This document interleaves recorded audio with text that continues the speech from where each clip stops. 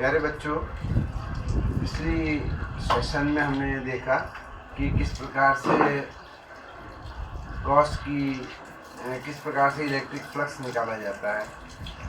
Electric flux क्या होता है, उसका यूनिट क्या होता है और वो कैसे निकाला जाता है, इस बारे में हमने बात की थी। फिर यूनिफॉर्म इलेक्ट्रिक फील्ड है तो इलेक्ट्रिक फ्लक्स तब कैसे निकालते हैं, और अगर इलेक्ट्रिक फील्ड नॉन यूनिफॉर्म है तब इलेक्ट्रिक फ्लक्स किस प्रकार से निकाला जाता है। प्लेन सतह जो समतल पृष्ठ है, अगर वो यूनिफॉर्म इलेक्ट्रिक फील्ड में रखा है तो फ्लक्स का सीधे सूत्र है E डॉट ए। और अगर कोई कर्व्ड सरफेस है और वो नॉन यूनिफॉर्म असमान विद्युत क्षेत्र में रखा है तो उस केस में हम इंटीग्रेशन टेक्निक से हम जो है फ्लक्स को निकालते हैं। ये आपने समझ लिया। आज हम बात करेंगे गॉस के बारे में।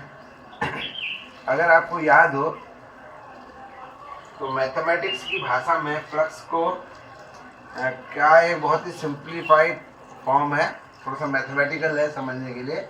वो है कि अगर हम इलेक्ट्रिक फील्ड का किसी सरफेस में, क्योंकि जब इस सरफेस है इलेक्ट्रिक फील्ड में, ये सरफेस है मान लिया, और ये कोई इलेक्ट्रिक फील्ड है,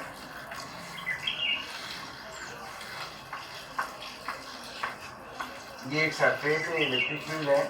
अगर मैं इस एरिया के हर पॉइंट पर जितना भी इलेक्ट्रिक फील्ड है उसका सरफेस इंटीग्रल कर दूं E डॉट डी ए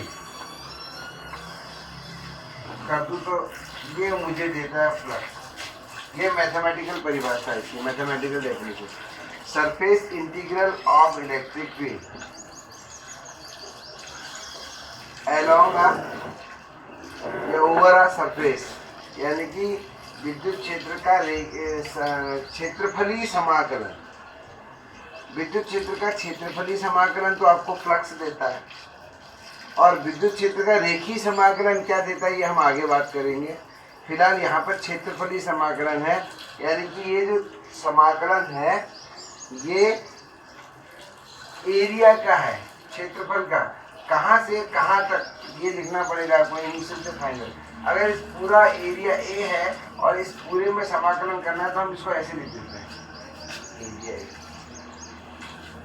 तो इस पूरे एरिया में हमने इलेक्ट्रिक फील्ड का समाकलन कर दिया है E डॉट डी ए। ऐसे अगर किसी लंबाई में यहाँ से आता है कार है, इलेक्ट्रिक फील्ड है इस इलाके में ऐसे ऐसे, और मुझे यहाँ से लेकर यहाँ तक इलेक्ट्रिक फील्ड को का रेखीय समाकलन अगर मैं कर दूं E dot D A, E dot D L, तो लेंथ के अलोंग इसको हम रेखीय समाकलन कहेंगे, इसको हम क्षेत्रफलीय समाकलन है। E dot D L length का, E डॉट डी ए, यहाँ पर डी एल जो है ये लेंथ है, छोटा सा एलिमेंट है लेंथ का, और यहाँ पर डी ए एरिया जो होता है वो डी ए।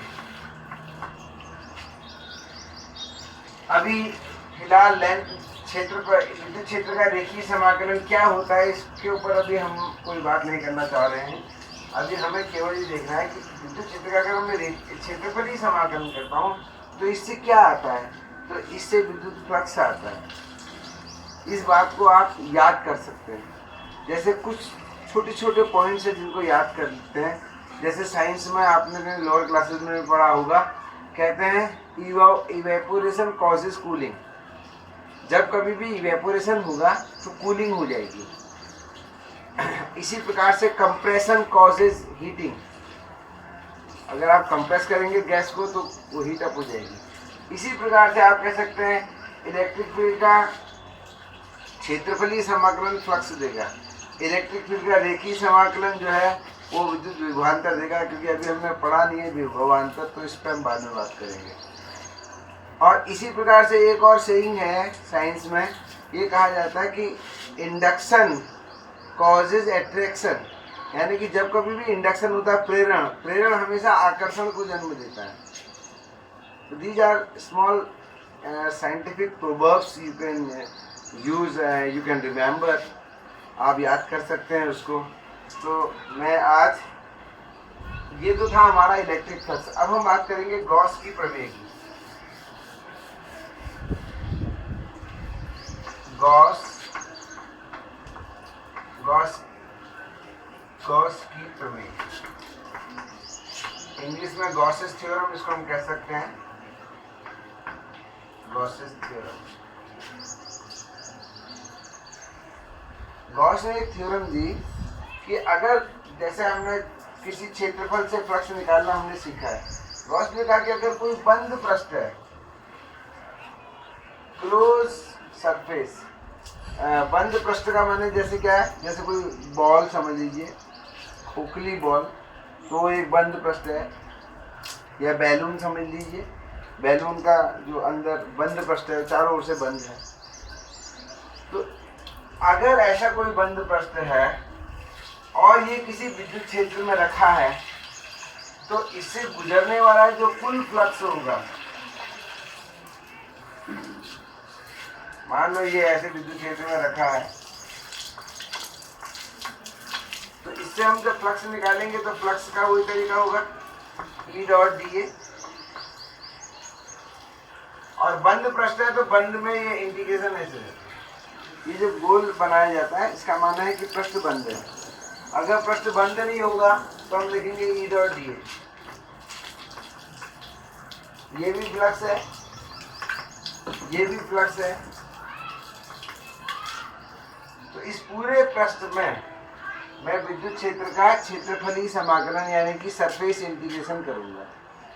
तो ये जो है, अगर मैं ऐसे किसी बंद पृष्ठ से गुजरने वाला फ्लक्स निकालूं जो कि ये होगा, तो गॉस के अनुसार ये जो है Q not times Q 1/ε0 times उस चार्ज के होगा जो इसके अंदर बंद है। अब अगर इसके अंदर चार्ज कुछ बंद नहीं है, यानी कि if there is no charge इस बंद सरफेस के अंदर, तो इससे निकलने वाला फ्लक्स शून्य होगा, यानी कि E डॉट dA आप निकालेंगे तो शून्य आएगा। लेकिन अगर इसके अंदर कोई भी चार्ज बंद है, तो जो फ्लक्स इससे निकलेगा कुल, that is Q 1/ε0 times the charge which is enclosed in this surface, inside this surface, जो इसके अंदर बंद है। ये जो है गॉस की थ्योरम का एक स्टेटमेंट है। पुनः आप समझ लीजिए, किसी बंद पृष्ठ से जो कि विद्युत क्षेत्र में रखा है, तो बंद पृष्ठ है या खुला पृष्ठ है तो फ्लक्स तो उससे गुजरेगा ही। गॉस के अनुसार अगर मैं बंद पृष्ठ से फ्लक्स निकालता हूँ तो वो जो फ्लक्स है कितना आएगा, कुल फ्लक्स, उसको नेट फ्लक्स हम कहेंगे।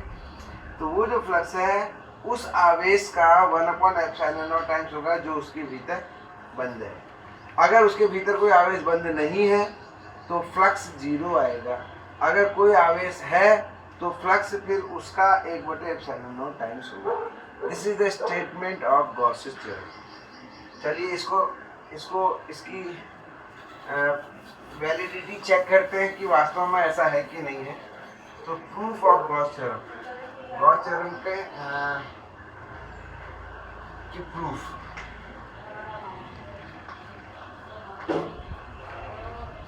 कल्पना करते हैं कि एक एकदम गोली गॉस सरफेस है, ये काल्पनिक है, ये रियल हो सकती है, कुछ भी समझ लीजिए। इसके ये जो है एकदम हमने 8 त्रिज्या का एक गोला ले लिया जिसके केंद्र पर कोई चार्ज Q है, यानी कि ये जो गोला है जो हमने लिया है ये इस चार्ज Q के विद्युत क्षेत्र में है। तो किसी Q चार्ज का विद्युत क्षेत्र कैसे होता है मैंने आपको पहले बताया, ऐसे बाहर को होगा।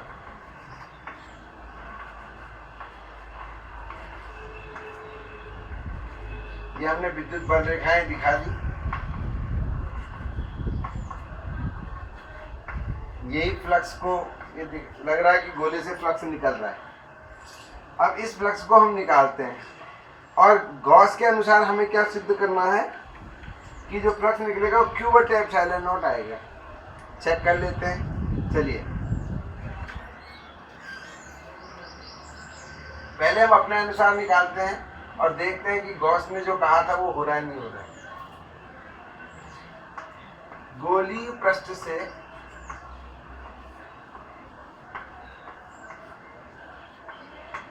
थोड़ा सा ये जो हमने इसमें कल ये जो चित्र बनाया है इसके बारे में आप लिख भी सकते हैं, अगर नहीं लिखना चाहते चित्र में ही स्पष्ट आपने दिखाया है तो वो भी ओके है। तो गोली पृष्ठ से गुजरने वाला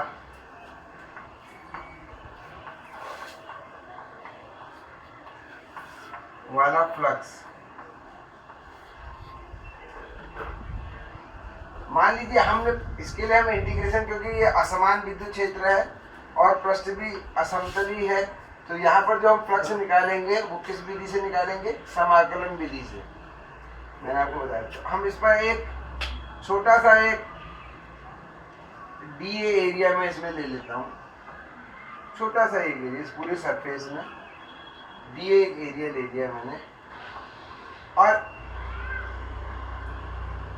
और ये कितना छोटा है, ये इतना छोटा है कि अब ये प्लेन है, this DA is a plane area, ये समझ लीजिए अब ऐसे ही है plane, it's very small, 3 dimensional view है, हम इसको एक साइड से देख रहे हैं। ये एक एरिया है प्लेन एरिया, तो इसका एरिया वेक्टर कैसे होगा, एरिया वेक्टर हमेशा लंबवत लेते हैं, और आप जानते हैं गोले के किसी बिंदु पर अगर हम लंब खींचे तो वो त्रिज्या के अनुदिश होता है, तो ये आपकी डीए की दिशा हो जाएगी, दिस डीए वेक्टर।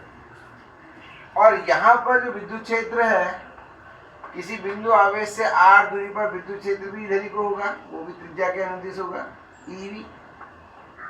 और E की वैल्यू क्या होगी यहाँ पर, Q आवेश से r दूरी पर E की वैल्यू होती है KQ/r²। E भी बाहर को है, DA भी बाहर को है, तो इस छोटे से एरिया से निकलने वाला जो फ्लक्स होगा वो E.dA से हम निकाल देंगे।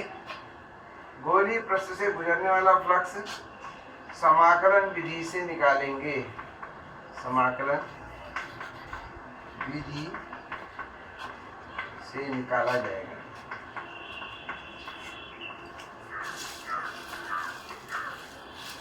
अब देखिए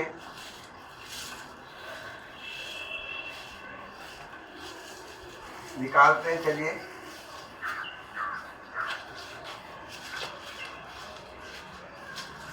किसी छोटे से छोटे क्षेत्रफलीय अवयव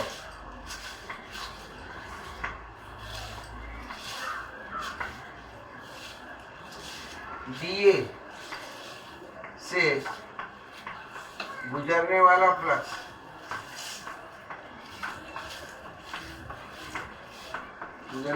विद्युत फ्लक्स, छोटा सा फ्लक्स होगा तो डी फाई, डी हम अक्सर छोटी सी चीजों को दिखाने के लिए कहते हैं, तो इससे कितना फ्लक्स निकलेगा, E.dA, डी फाई बराबर E और DA दोनों एक ही दिशा में है, तो E.dA बराबर होता है EDA cos theta, EDA cos theta D phi. सभी लोग डॉट गुणन जानते होंगे, A.B बराबर AB cos थीटा, तो वही सूत्र हमने लगाया है। E की जगह मैं वैल्यू रख देता हूँ KQ/r²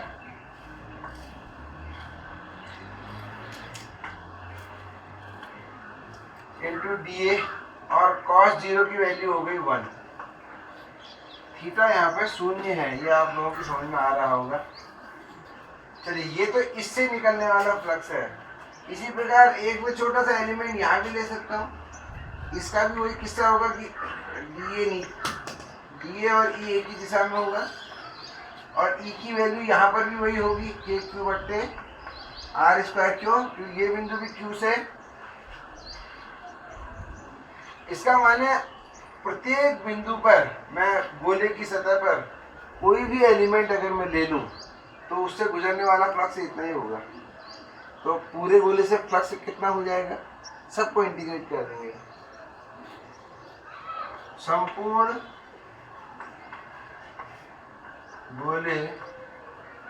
गोली पृष्ठ से गुजरने वाला विद्युत फ्लक्स, जिसको मैं फाई ई कह दूं अगर, तो this is integration of D phi. अब आप देखिए, क्योंकि ये इंटीग्रेशन मैंने कहा ये इंटीग्रेशन क्षेत्रफली अवकलन समाकलन है, तो क्षेत्रफली समाकलन हमारे कोर्स में है नहीं, लेकिन आप देखिए इसको हम कितने आसान ढंग से यहाँ पे निकालते हैं। हमें जरूरत ही नहीं पड़ेगी इस पूरे इंटीग्रेशन को करने की। तो फाई ई बराबर, अच्छा ये इंटीग्रेशन क्लोज क्योंकि बंद पृष्ठ है तो ऐसा हो जाएगा, इसकी वैल्यू डी फाई की यहाँ से K Q upon R square D A cos, चाहे तो कॉस जीरो भी लिख सकते हैं।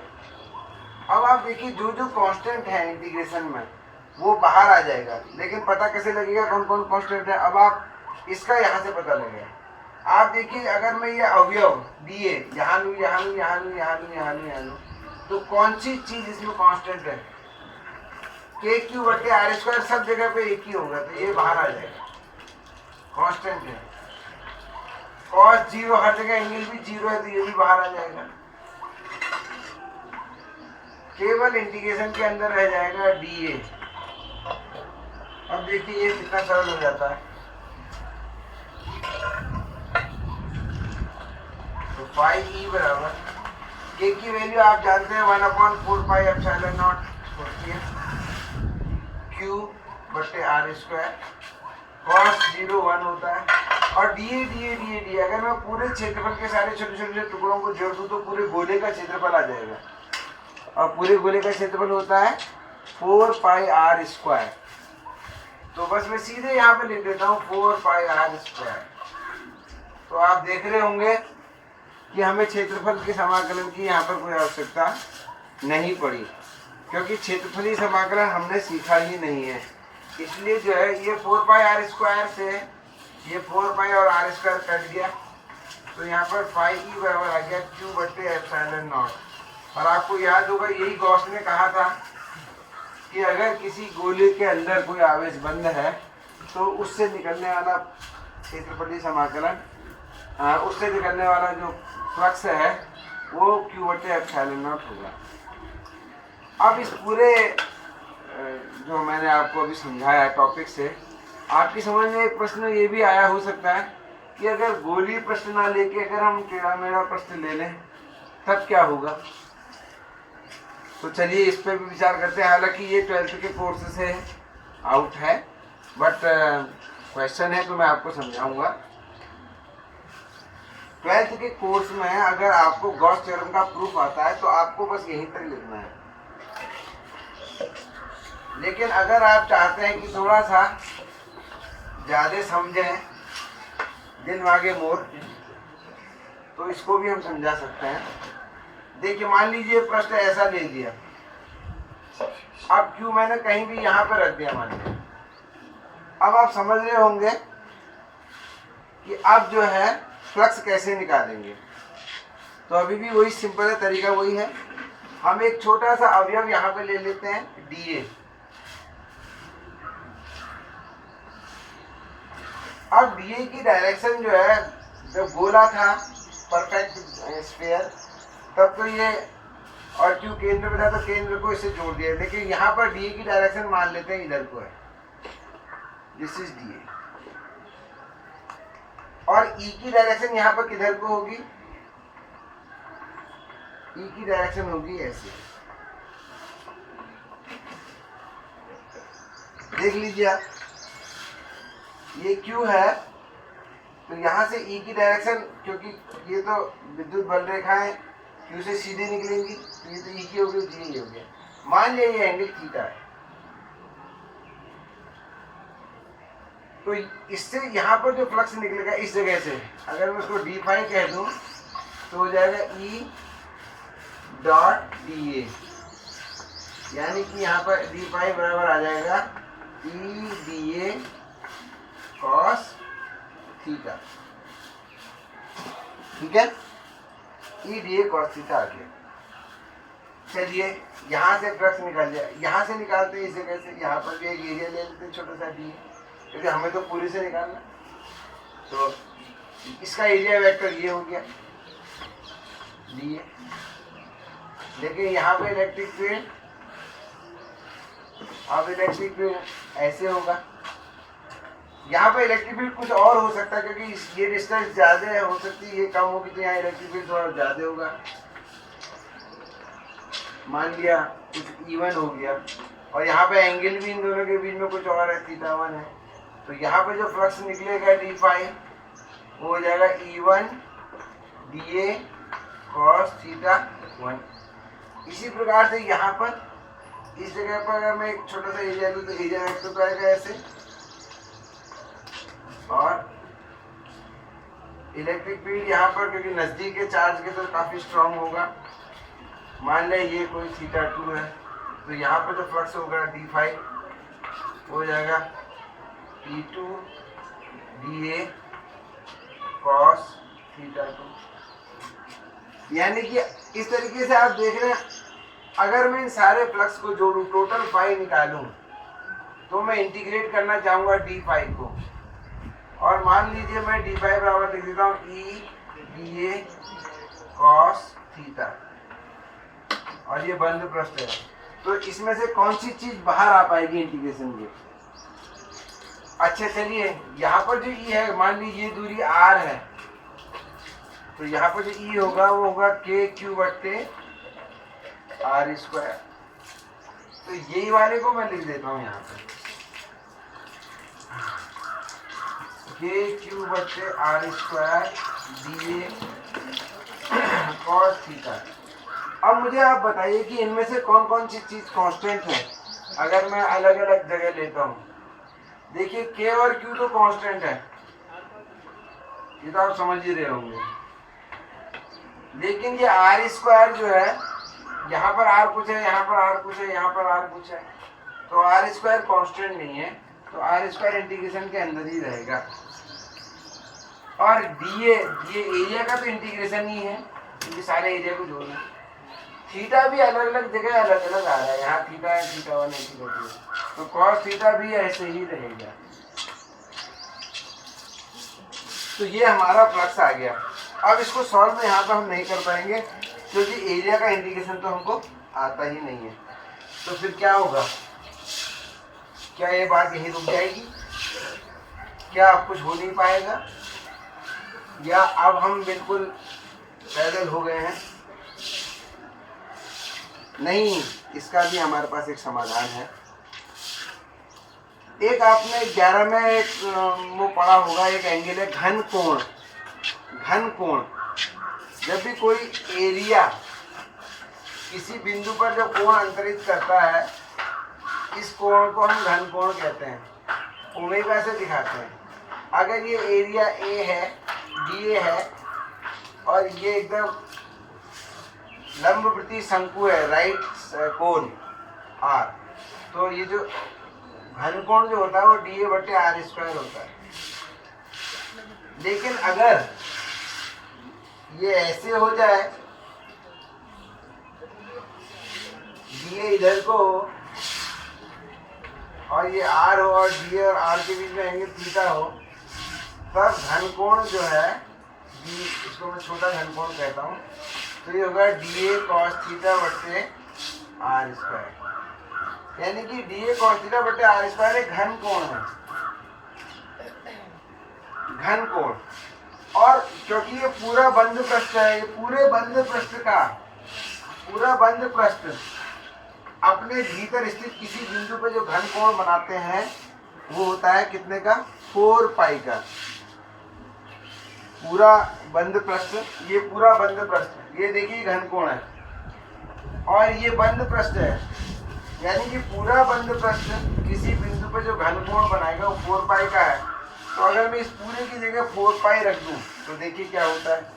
k की जगह मैंने रख दिया 1/4 पाई एप्सिलॉन नॉट, q ऐसे ही रहने दिया, और इसकी जगह मैंने रख दिया 4 पाई। अब आप देखिए 4 पाई से 4 पाई कट गया, और फिर क्या आया आंसर? q बट्टे एप्सिलॉन नॉट। इसका मान है, थोड़ा सा इसको समझिए, एक बार आपको देखना पड़ेगा इस वीडियो को। इसका मान ये है कि अगर कोई भी बंद पृष्ठ है, चाहे वो गोल है चाहे वो इरेगुलर शेप का है, तो वह जो है उसके अंदर क्यू, चाहे उसके सेंटर पर रखा हो चाहे कहीं किनारे रखा हो, तो उससे जो फ्लक्स निकलेगा वो हर हालत में क्यू बटे एप्सिलॉन नॉट ही होगा। आप इसको जितने बार देखेंगे उतनी बार आप इसमें ज़्यादा समझेंगे। और मैं आपको ये बताना चाहता हूँ कि जब हम किसी चीज़ को बार बार करते हैं उसी को हम अभ्यास कहते हैं। अभ्यास वो नहीं कि आपने एक बार पढ़ लिया और आप समझ गए। अभ्यास माने आप कितना भी समझ गए हो फिर भी आप उसको एक बार और करें, तो इससे आपको ज्ञान प्राप्त होगा और आप हमेशा ही इसको याद रखेंगे। तो ज्ञान को प्राप्त करने का सबसे बढ़िया तरीका है अभ्यास। लोग कहते हैं नॉलेज इज पावर, मैं कहता हूँ knowledge is not power, practice is power. जितना आप प्रैक्टिस करेंगे नॉलेज की, नॉलेज तो पावर का फर्स्ट स्टेप है, but as you more practice this power या knowledge you get the power. तो आप इसको ध्यान रखिए और इसका अभ्यास कीजिए और हमारी शुभकामना है यह टॉपिक आपके समझ में आ जाएगा। फिर इसके आगे हम अनुप्रयोगों की बात करेंगे, इसका आगे गॉस थ्योरम का उपयोग कैसे करते हैं, क्योंकि पावर हमको जब मिल जाती है तो फिर हम उसका उपयोग करना सीखते हैं। पहले हमको उसका प्रैक्टिस करनी है। Thank you.